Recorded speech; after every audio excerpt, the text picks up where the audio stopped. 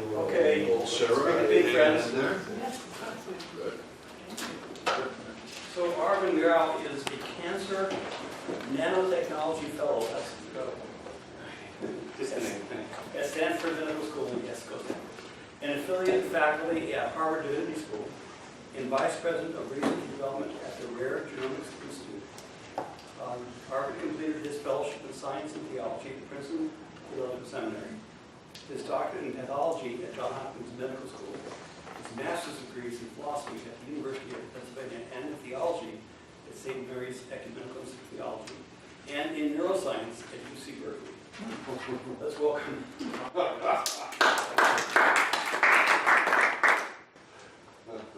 Thank you for having me. This is such a great paper, Gouw. I think giving a criticism to this paper, I have to be very careful. So if you have the handout, it's here.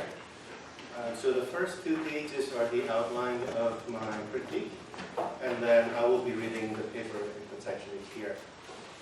Okay, so optimistic yet disembodied, the misguided transhumanist vision. So Gouw has demonstrated great knowledge of the elusive and broad notion of the transhumanist movement by discussing everything from cryonics to happy pills to singularity. Her paper is so well written such that it is not always obvious to see the main structure and flow of her argument. Thus, I would like to begin with a brief structural overview of her paper before proceeding to my own responses. So I believe Gouw's her talk was divided into 3 general subparts. The first part of this paper discusses what transhumanism is and why it is important. Transhumanism, defined by her as an evolutionary worldview with a common theme of the transformation of biological humanity to mechanical humanity. Transhumanism, thus, is in pursuit of perfection. Now, in the second part of the paper, Gouw then questions whether the transhumanist pursuit of perfection is justified by evaluating the Aristotelian notions with transhumanist use of perfection in terms of process and end itself, perfection in itself and perfection in its purpose. With regards to transhumanist perfection as process, this was the first part of that, Gouw argues that morphological freedom will not bring happiness because it has reduced happiness to materialistic happiness, and it is highly individualistic. Now, with regards to transhumanist perfection as an end, which is the second part of that, Gouw argues that the worldview of the transhumanist singularity end is as idealistic as any social utopian worldview, which largely describes the present, actually, the present socio-cultural and philosophical concerns and aspirations. In the third part, in the end, Gouw discusses then how transhumanist worldview is actually a product of the current post-secular desire to find transcendence in the absence of dichotomy between religion and secularism, science and religion, and immanence and transcendence itself. Gouw then concludes that in transhumanism, the placing of spirituality and faith has shifted from God, the holy other, to technology due to this existential angst in pursuit of transcendence. Ironically, using technology, transhumanism eliminates the humanity that it seeks to perfect in the very first place, rendering transhumanism as a misguided pursuit of perfection. So I believe that is the kind of the skeleton. I hope I get it correctly. So having summarized the paper, I will raise 3 issues first before providing 3 compliments from each of the major subparts of the paper.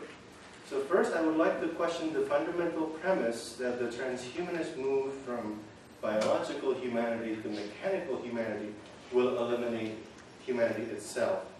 There are no reasons that I know of provided why this is the case, partly because I think Gouw has not defined what she thinks humanity or human nature is, at least in this paper. It seems that Gouw probably has a substantialist notion of human nature, such that the technological transformation of humanity to silico-based will render humanity obsolete. It also seems that Gouw has some relational notion of human nature, where she argues that the transhumanist agenda is highly individualistic, such that it will fail to bring happiness. Yet transhumanists can counter-argue, often see that technological advances, even singularity itself, will culminate to the ultimate connectedness and relationality in collective consciousness. So that might backfire. Last but not least, if human nature nature is defined functionally, then the transhumanist agenda may in fact improve humanity greatly with technology rather than rendering humanity obsolete. Okay, second critique. With regards to the pursuit of perfection in the second part of the paper, one of Hava's main arguments is to say that finding transcendence in immanence, spirituality and technology and temporality is why transhumanism is misguided. Yet I don't think it is clear to me, at least, why the post-secular transcendence in immanence is misguided. We do have theological notions of transcendence and immanence, and we don't always think that it's misguided. We kind of embrace it here. Neither is there an explanation why spirituality and technology is bad, other than the humanity in silico is bad, which brings us to my previous critique. It seems that Hava's attempt to prove that the transhumanist pursuit of perfection and transcendence is misguided is simply because he has a different definition of what transcendence and perfection should be. It is thus rather circular, perhaps, because of her basic assumptions of the notion of transcendence that she has is different from those of what transhumanists embrace. Third critique. With regards to the post-secular age, the concluding part of her paper, Hava has correctly pointed out that transhumanism is indeed the product of post-secular age, which is very insightful. Thus, transhumanism has underlying post-secular assumptions, such as the lack of religion-secular distinction, which renders their pursuit of perfection misguided. But this seems to be shifting the problem, shifting the error from transhumanism itself to the problem of the post-secular age. So what then is wrong with post-secularism that the post-secular solution, which is transhumanism, for pursuit of perfection is misguided? Hava, I believe, need to be able to show either post-secularism is unfounded or provide an alternative worldview that will address the post-secular concerns better than the transhumanist worldview. Now, having raised my three critiques, and I'm much more related to the three parts of Hava's paper, I would like to explore and further develop three aspects of the paper which I believe will strengthen her argument. First, I think it is important to question the fundamental assumption of transhumanist understanding of human nature. Hava has correctly pointed out that transhumanism is an evolutionary worldview, and Hava proceeds to critique the worldview part of this definition of transhumanism, that it is a mere byproduct of post-secularism. However, I believe we need to question the evolutionary part of this definition as well. Right? This is the assumption of the transhumanist worldview. Transhumanists assume that evolution is always for the better, that we will reach some omega point, or singularity, Krebsbach. First, there are other evolutionary models out there that question this directionality of evolution. Lyell-Indian evolutionary model is non-directional, for example. Second, the assertion of human nature as having both positive and negative aspects will actually place the burden of evidence on transhumanists to defend why technology should make human nature any more positive than other technologies have had in the past. Technologies are neutral tools by default. I believe Niebuhr on this.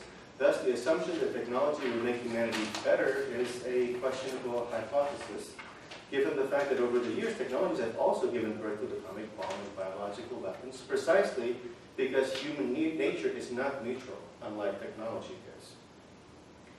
Second, with regards to the transhumanist pursuit of perfection in the second part of the paper, instead of arguing that morphological freedom does not entail happiness, I would rather explore the transhumanist presupposition of substance dualism in their metaphysics and anthropology that Hava has correctly pointed out. The transformation from biological to technological humanity is possible only if we hold on to the Cartesian dualistic mind-body view, where we just replace the body with technology, with computers, and so on. Just as Descartes was driven by Newtonian mechanics to come up with this dualistic view, this ghost in the machine concept, current transhumanism has been driven by technoscientists from Silicon Valley to provide a technological solution to this biological condition and pretty much everything else.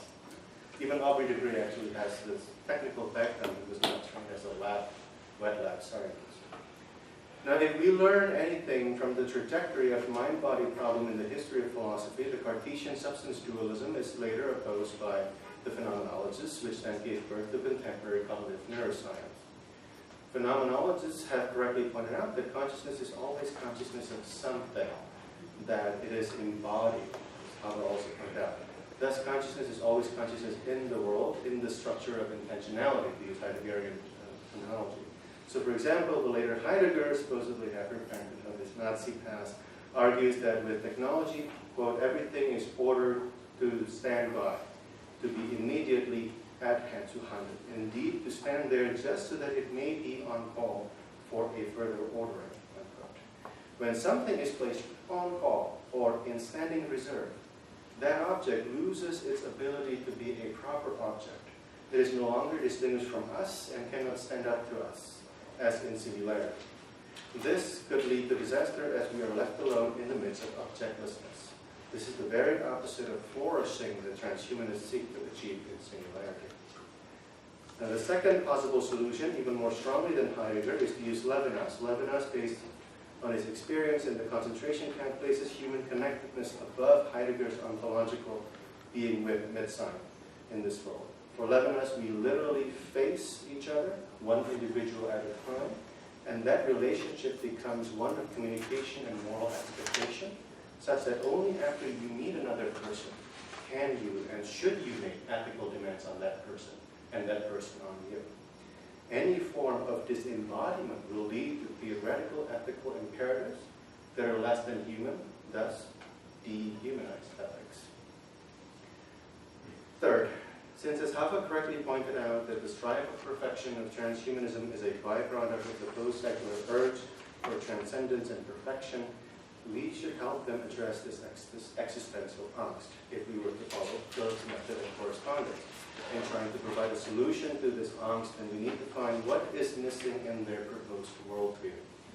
Haber has pointed this out in the beginning of the second part of the paper, which I think should be developed further, and apparently he has in a different book that I'm ignorant of.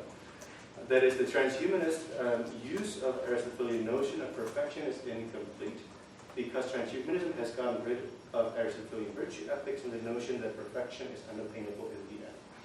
Flourishing via the attainment of morphological freedom works only if human nature will somehow become less evil from it, or that evolution demands the constant progress for the better in the universe. But if both are rendered to be non-viable hypotheses, then we need to provide an alternative to how one can flourish. This is where we can supplement transhumanism with what is missing, the aspect of acquiring virtue through embodied habitual practice of the good as a way to flourish. Only then can theological advances be used for better humanity. Thus, overall, I agree with Haber that the transhumanist pursuit for perfection is misguided. I believe they're misguided because of their optimism in their progressive evolutionary worldview, their optimism in human nature that is also substance dualist, and their impatience to bypass time to attain perfection using morphological modifications instead of through the acquisition of virtue and habit. Unlike Haber, I don't think the rush to technologize human existence will slow down. Calling for a technological moratorium will happen. To be saved, we should be more proactive in being critical and constructive to the transhumanist ideology of extreme progress. With this call for prudence, I believe both transhumanists and non-transhumanists can vote. Thank you.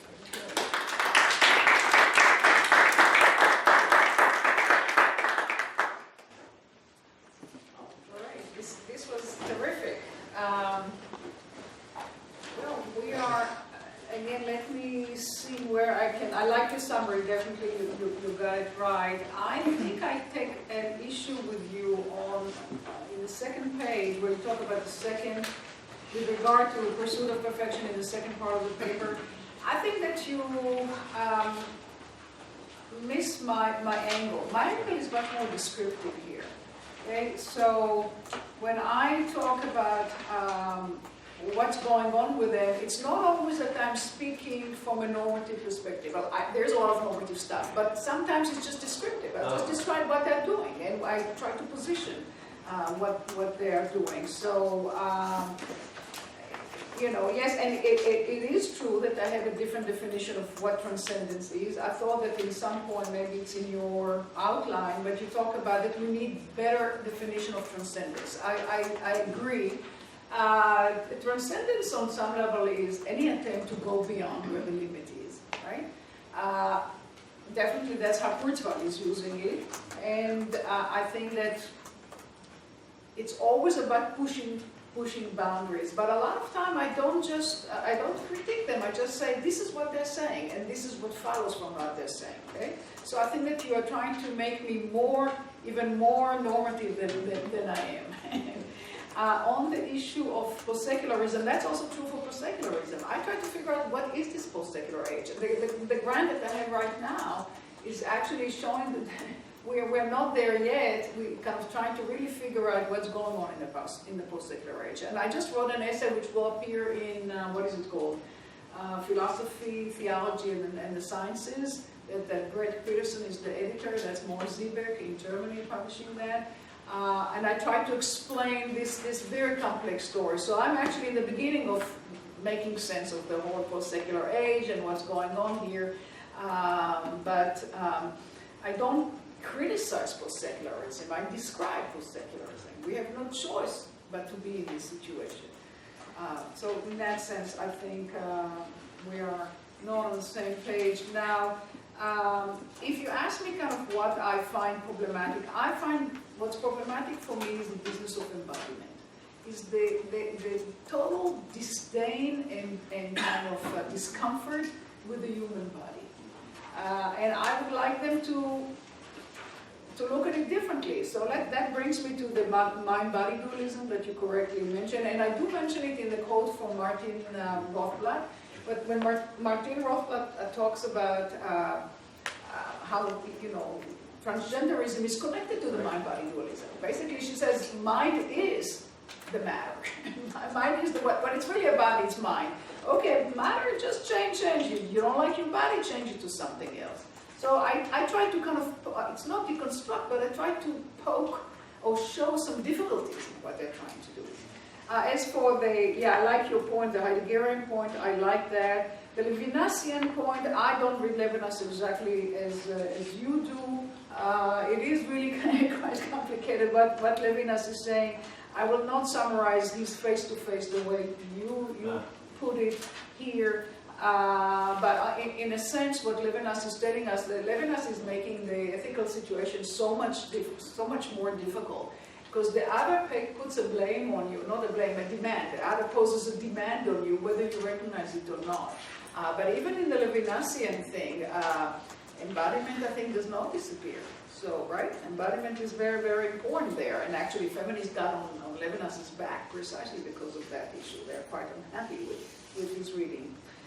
But that's another story. So, but I definitely can develop the Heideggerian, Levinasian phenomenological aspect, definitely could be developed. As for the Aristotelian thing, when I wrote this paper for here, parts of it have been written for other contexts, but this is just the beginning of making the connections with Aristotelianism and transhumanism for this kind of conversation. My book on Aristotelianism is an intellectual history of the absorption of Aristotelian thought in Judaism, all the way from, actually I argue from rabbinic Judaism, even before, even in some of the wisdom elements of the Bible, there are kind of infiltration of some ideas which I think are Aristotelian, all the way to Spinoza. It's basically from Aristotle to Spinoza. And I think that we end up kind of in the same place. However, I think that when you ask consumers to be more prudent, I don't think that's, maybe you can comment on it, right? Because you're a transhumanist person who's involved in it. Prudence does not seem to be the call to action in the transhumanist conversation. I really don't see prudence. On the contrary, it's all about gung-ho, we can do it, right? So it would be nice to be prudent. Maybe James Hughes, whom we talked about before, maybe James would be, who does not define himself anymore as transhumanist, but he would be more amenable to this kind of prudential approach. I don't get it from Arvin, and I know him personally. I really don't. Or from Nick Bostrom. So on the whole, I appreciate this very much. I think this is terrific. Those are terrific comments, and I can definitely try to develop those ideas as you propose. So thank you very much.